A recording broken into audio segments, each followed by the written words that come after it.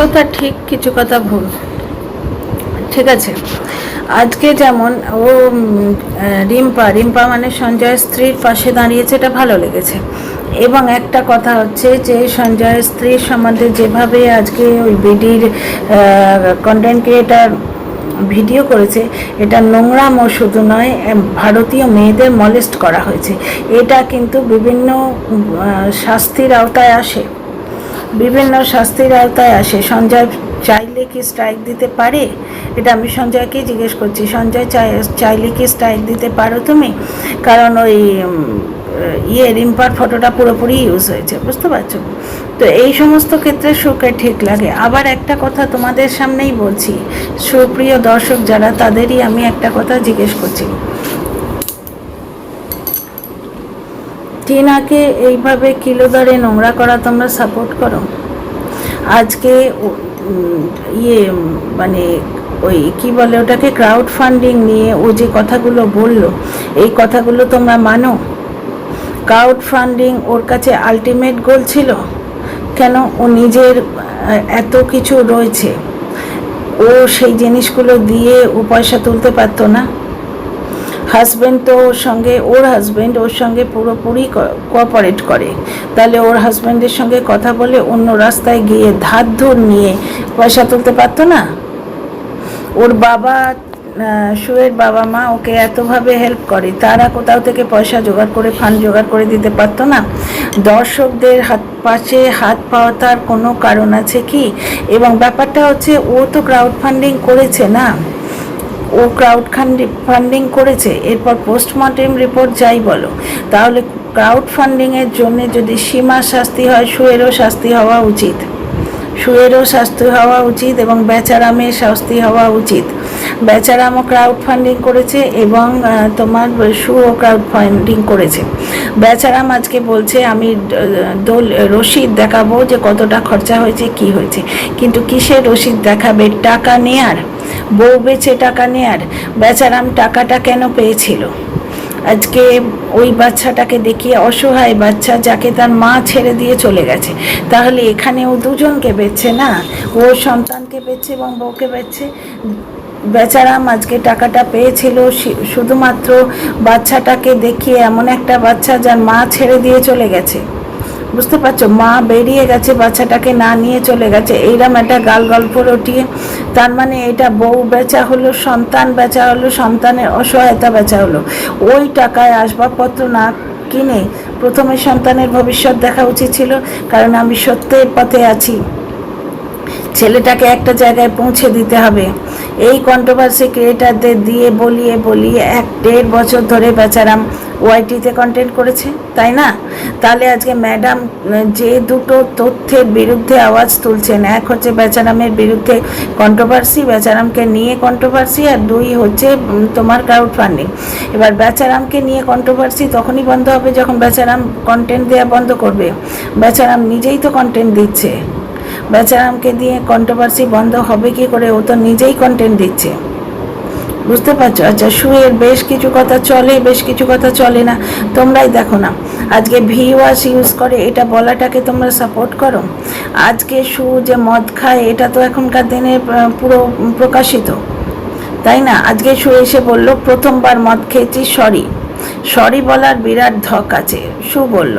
অথচ পরের দিন তোমাদের সেই প্রিয় সুই এসে বলছে সীমার ক্ষেত্রে যে সরি বললেই ওয়াইটিতে মাফ হয় না, আর কানুনের ক্ষেত্রে তো হয়ই না, কানুন বা আইনের ক্ষেত্রে তো মাফ হয়ই না, অথচ ওয়াইটিতেও কিন্তু সেই জিনিসটা মাফ হয় না, তাই না? একজন সোশ্যাল ইনফ্লুয়েন্সার হয়ে বেচারাম বলছে ছেলেটাকে না খাইয়ে রাখো, ছেলে যদি চনমনে থাকে। একজন সোশ্যাল ইনফ্লুয়েন্সার এইভাবে বললে এটা শাস্তিযোগ্য অপরাধ নয়? তোমরা বলো। বাচ্চাটার ইমিউনিটি পাওয়ার শেষ হয়ে যাচ্ছে না, ওই জন্যে বাচ্চাটা বারবার বিমার পড়ছে, এটা ঠিক কি? নিজের দিদির কাছ থেকে যে ফোঁটা ও নেয় না, সেই ফোঁটা ও আজকে সীমার থেকে নিয়েছিল কেন? আজকে সীমা সেই মহিলা হয়ে গেল? তোমরা বলো। সুয়ের ক্ষেত্রে তোমরা অনেক জিনিস দেখো, সু আজকে শ্বশুরবাড়ি ছেড়ে একটা ফ্ল্যাটে উঠে এসছে, তোমরা সাপোর্ট করো? শুয়ের বাবা মা এই ফ্ল্যাটে উঠে আসাতে ওকে সাপোর্ট করছে, এই জিনিসটাকে সাপোর্ট করো। শু আজকে পিরিয়ডসের সময় ঠাকুর ঘরে যাচ্ছে, ঠাকুরের অত ক্লোজ যাচ্ছে। একটা জিনিস দেখো, পিরিয়ডসের সময় হাইজিন মেনটেন করা যায় না। হেভি পিরিয়ডস যাদের হয় তারা যতবারই তোমার কাপড় ছাড়ুক ইয়ে করুক, সেই যে এক নর্মাল থাকলে যে আমরা পরিষ্কার থাকি সেই পরিষ্কার পরিচ্ছন্নতা মেয়েদের মধ্যে থাকে না। একটা ঘটনা, বাসি কাপড় ছাড়ার ব্যাপারটাও তোমরা দেখেছো, ঠিক আছে। দ্বিতীয় কথা, শু ভালো করে ব্লগিং করে না, বসে বসে খালি পাঁচালি দেয়, টাইমের পাঁচালি দেয়, এগুলো তোমরা দেখেছো, তাই না। আজকে বলছে মারু, কালকে বলছে মারিয়া, আজকে বলছে মারুকে নিয়ে আর কোনোদিন কন্ট্রোভার্সি করবো না, মারু বলবো না, তারপরের দিন আবার মারিয়া বলছে, মারিয়া থেকে আবার মারু হয়ে যাচ্ছে, নিজের কথায় স্ট্রিক্ট থাকতে পারে না। এগুলো তোমরা সাপোর্ট করো। শু যে প্রথমবার মদ খায়নি, ও যে আগেও মদ খেত, সেটা মারিয়ার সঙ্গে ভিডিওতে প্রমাণিত হয়ে গেছে, ও পাবে গেছে। তাহলে দর্শক ঠকিয়েছে শু, এটা তোমরা মানো না? মানো না এটা তোমরা? আচ্ছা, প্রত্যেকবার ভুল করবে এবং এসে সেটা স্বীকার করবে, সেইটাকে স্বীকার করার ধক বলে। আজকে বেচারাম যদি এই ক্রাউড ফান্ডিং করেছে, পয়সা নিয়েছে, পাছে সীমা বলে দেয়, সেই ভয়ে বেচারাম আজকে সব বলে দিল, এসে বলল যে আমি কত টাকা নিয়েছি, এ করেছি, এগুলো বলবো। অবশ্য ও একটা টার্মস অ্যান্ড কন্ডিশন অ্যাপ্লাইড বলে জিনিস রেখে দিয়েছে, যে যদি পারমিশন পাই। তাহলে বেচারাম যদি এসে ওয়াইটিতে বলে, তাহলে ও ক্রাউড ফান্ডিং মাফ হয়ে যাবে। শু ক্রাউড ফান্ডিং করেছে, ঠিক আছে, 96,000 টাকার কথা বলেছে, যেটা নাকি ওর কোর্ট কেসের কথা লেগেছে, কোর্ট কেসের জন্য লেগেছে।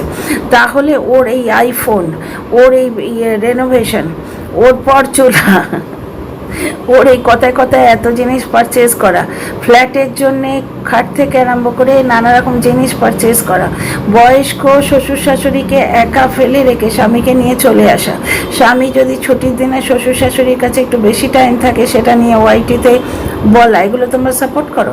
স্বামী স্ত্রীর দাম্পত্য কলহ বেচে পয়সা কামানো তোমরা সাপোর্ট করো, হ্যাঁ। আজকে সীমা কাজলদানির কথা ডিরেক্ট বলেছে, শো কিন্তু ইনডাইরেক্টলি দেখাবার চেষ্টা করছে যে আমার ফ্ল্যাটে কেউ নেই, আমার পিরিয়ডস হয়ে গেছে, এগুলো এসে বলে দিল, অথচ ওর বাবা এরম করে চোখ দিয়ে ইশারা করছে।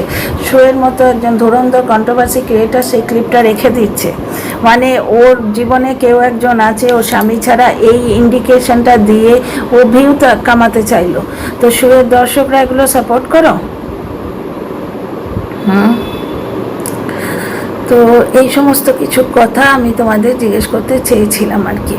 শোয়ের বেশ কিছু কথা আমার মনে হয় কোনো কোনো সময় যে তোমাদের জিজ্ঞেস করি, যে তোমরা কি এগুলো সাপোর্ট করো। সুপ্রিয় দর্শকদের আমি জিজ্ঞেস করছি, আর বেচারাম প্রিয় দর্শকদের জিজ্ঞেস করছি, বেচারাম আজকে যে বলছে যে আমি রসিদ দেখাবো, ইয়ে করব, ওইগুলো ভয়ে বলছে, কারণ সীমা সবটা বলে দেবে। ও যদি কন্ট্রোভার্সি না চাইতো, তাহলে ও এসে সীমাকে খোঁচাতে গেল কেন? একটা ফোনই তো করেছিল সীমা ওই কাকুকে, সেইটা কন্টেন্ট বলে, মানে এত রাগ কেন যে ওর বাড়ির লোকের নাম নিয়ে সীমা পাচ্ছে এইটুকু ভিউও পায়। ইপু দিদি আজকে ওর কথায় চ্যাটটা পরিস্ফুট করে দিয়েছে, ঠিক আছে, চ্যাটটা বলে দিয়েছে, সেইটা দেখিয়েছে বলে ওর এত রাগ কেন? ইপু তো ওর জন্যেই লড়ে যাচ্ছে, ইপুর ছেলে মেয়েদের নিয়ে কেন টানাটানি করছে? ওর জন্য লড়ছে তো, সেই জন্যে তো আজকে যে সীমার সঙ্গে সঞ্জুর ভাব হয়েছে, সঞ্জু বলেছে বলে আদৌ তা হয়নি। আর পরের দিনই সঞ্জয় সীমার এগেনস্টে কন্টেন্ট করেছে, কিন্তু সীমা সঞ্জু বলেছে বলে আজকে সুয়ের কি পরিমাণ ফেটে গেল। আজকে এসে সে সীমাকে এইভাবে অ্যাটাক করছে, কি সার্ভিস দিতে হবে না কি একটা বলে। তোমরা কথাটার মানেটা বোঝো, মানেটা নিশ্চয়ই বোঝো। তা এই ধরনের কন্ট্রোভার্সি করা তোমরা সাপোর্ট করো? আজকে প্যান্টি বৌদি বলে কন্ট্রোভার্সি করাটা তোমরা সাপোর্ট করো?